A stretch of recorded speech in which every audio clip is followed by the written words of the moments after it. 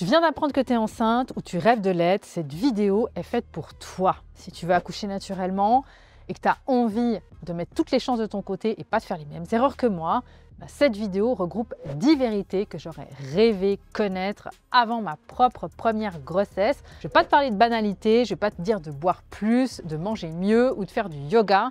Je vais vraiment te donner des conseils clairs issus de mes 12 années d'expérience. J'ai accouché 3 fois.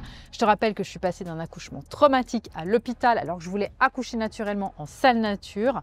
Je m'estimais super bien préparée à 2 accouchements naturels à la maison et le 3e, j'étais seule pendant tout le travail. J'ai adoré ce moment, mais surtout, je n'ai pas fait les mêmes erreurs que pour la première. Donc, prends bien ton cahier de notes, mets sur pause en attendant d'aller le chercher. C'est parti. Première vérité, le test de grossesse positif est le début du top départ de l'effet toboggan. Aujourd'hui, beaucoup de personnes se focalisent sur l'accouchement. C'était aussi mon cas quand j'étais enceinte de ma première fille, mais en fait, pendant toute la grossesse, il va y avoir des examens, il va y avoir plein de tests à faire.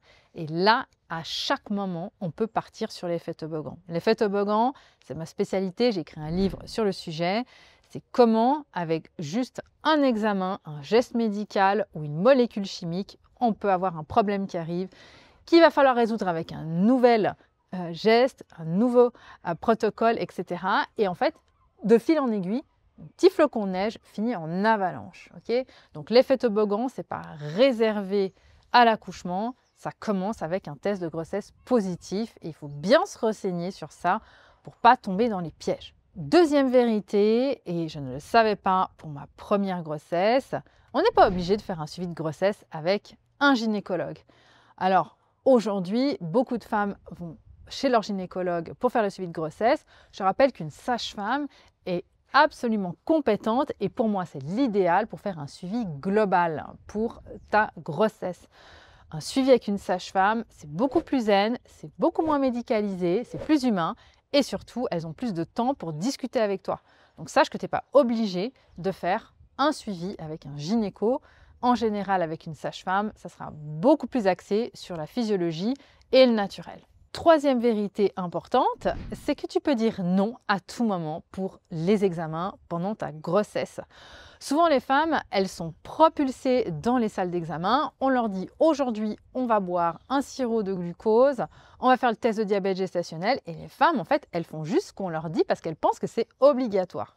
Alors évidemment, si à ce stade-là, on refuse sans s'être renseigné du pourquoi, du comment, ça ne sert à rien. Ça s'appelle un caprice. C'est pour ça que je travaille autant la posture de la petite fille avec les personnes que j'accompagne. C'est important de comprendre à quoi servent ces examens, à quoi servent les résultats, comment on les interprète, si on a envie de les faire ou pas. Mais surtout, si on n'a pas envie de les faire, on ne les fait pas. Aucun examen doit être fait sous la contrainte. C'est super important de le comprendre. Tu dois incarner tes droits. Ça ne suffit pas de le savoir. Il faut que tu incarnes une posture qui soit claire. Parce que sinon, tu vas te faire manger toute crue pendant ta grossesse. Tu vas te faire traiter comme une enfant. Et si ta posture n'est pas alignée, alors là, tu peux être sûr que tu vas avoir la pression du corps médical autour de toi. Et ça va en général mal se passer. Quatrième chose importante à savoir sur les échographies, c'est un sujet qui revient souvent. Est-ce que c'est fiable ?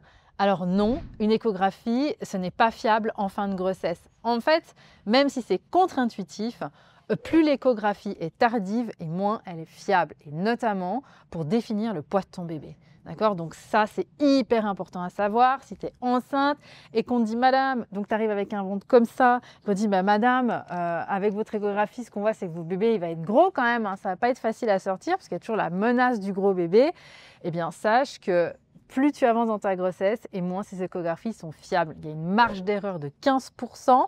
Selon les bébés, ça peut même être 1 kg d'écart. Moi, j'ai vu des femmes à qui on avait prédit des bébés de 4,5 kg. Au final, elles ont accouché de bébés de 3,3 kg. Je ne sais pas si tu imagines le stress pour ces mamans, alors qu'en réalité, elles ont sorti un bébé de 3,3 kg. Je rappelle aussi qu'un bébé de 4,5 kg, entre parenthèses, ce n'est pas la fin du monde. Ce sont des bébés qui sont bien portants. Moi-même, j'ai accompagné des femmes qui ont accouché de bébés de plus de 4 kg, elles ont très bien accouché. 5e point, les touchés vaginaux pendant la grossesse ne servent à rien et surtout ne sont pas obligatoires. je te redis une chose importante, tu as le droit de dire non. La loi Kouchner est là pour te protéger. Il faut l'incarner. Encore une fois, si on essaie de te faire peur, c'est illégal. Si on essaie de te menacer ou de te faire une contrainte, c'est illégal aussi. Tu as le droit de dire non. Les touchés vaginaux n'ont aucun sens pendant la grossesse. Et en plus, ton col est plus vascularisé, ce qui veut dire qu'un toucher vaginal peut créer des saignements qui ensuite stressent les mamans. Donc, si tu n'en veux pas, eh bien, tu dis non et ça suffira.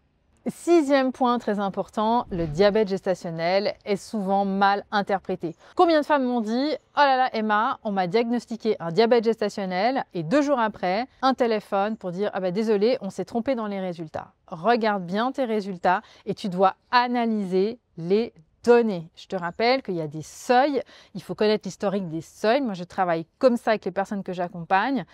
Très important de comprendre les seuils actuels, les seuils pendant la grossesse, hors grossesse. Il faut comprendre l'historique et pourquoi on a changé les seuils.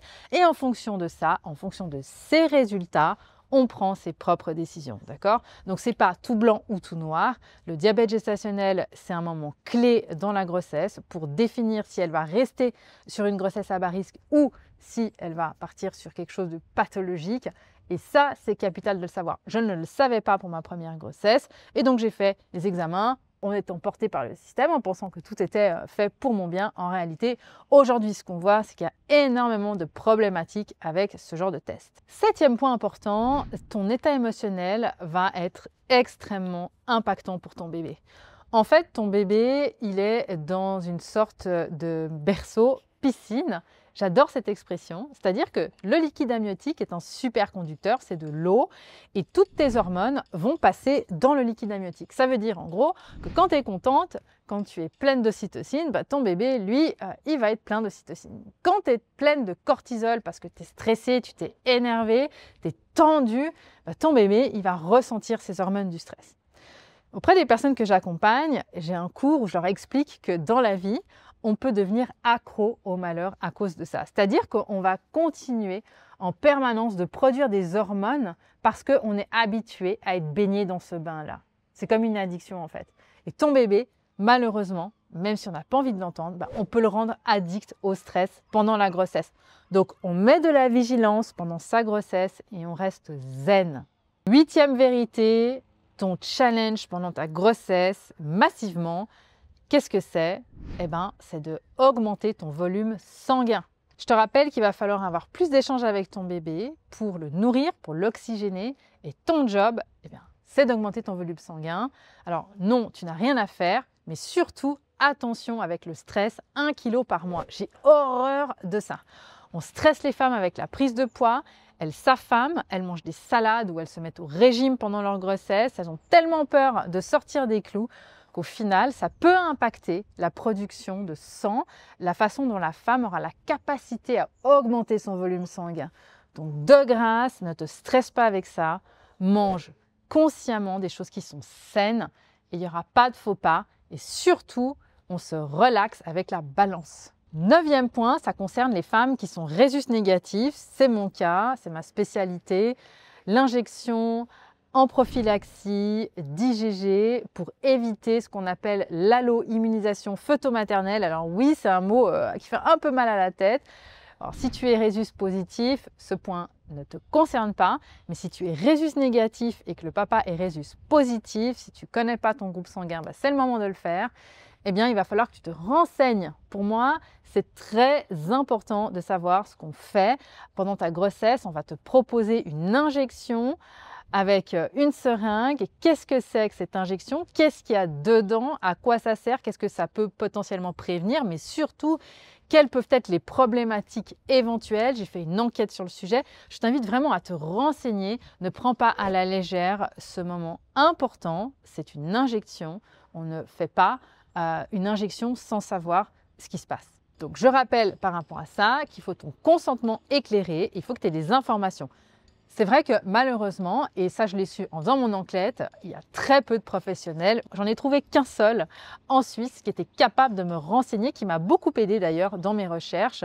Je le remercie encore. Je voulais pas parler à visage découvert parce que malheureusement, là, on s'attaque à un sujet brûlant.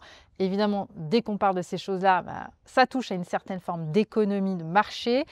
Donc, je t'invite vraiment à te renseigner sur le sujet. Et 10e point, ton accouchement peut mettre du temps à démarrer. Et ça, quand on est enceinte, on l'oublie parce que certaines fois, en fin de grossesse, soit on en a marre d'être enceinte, c'était mon cas, j'en pouvais plus. À partir de 37 semaines d'aménorrhée, j'arrivais plus à marcher, j'avais mal au dos, je me sentais énorme, j'en pouvais plus. Et ben, le temps peut être très long.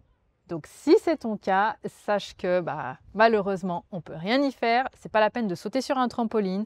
Je pense que maintenant, avec les années, je peux l'affirmer, le fait qu'un accouchement va se déclencher à la fin d'une grossesse, c'est lié au bébé et à l'état émotionnel de sa mère. C'est le bébé qui va dire quand il est prêt, quand ses poumons sont maturés, et c'est la mère qui va pouvoir, en débloquant les dernières résistances, dire « Ok, on ouvre les portes, let's go ». Et surtout, ce qu'il faut savoir, c'est qu'un schéma de début de travail varie d'une femme à l'autre et varie d'un bébé à l'autre. Tu peux attendre ton 2e, ton 3e, ton 4e bébé. Ne t'attends pas à revivre la même chose que c'était le cas. Ou si c'est ton premier bébé, ne t'attends pas à accoucher comme ta sœur, ta mère ou ta cousine. Vous êtes toutes différentes.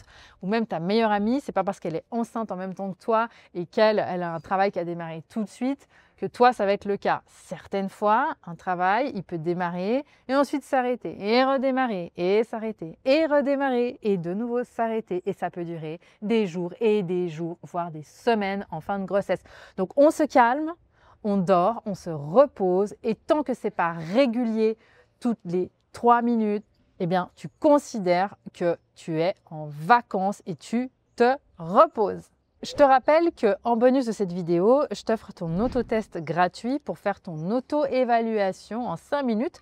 Tu vas pouvoir savoir quel est ton profil pour ton accouchement naturel et après, tu vas recevoir ton plan d'action personnalisé.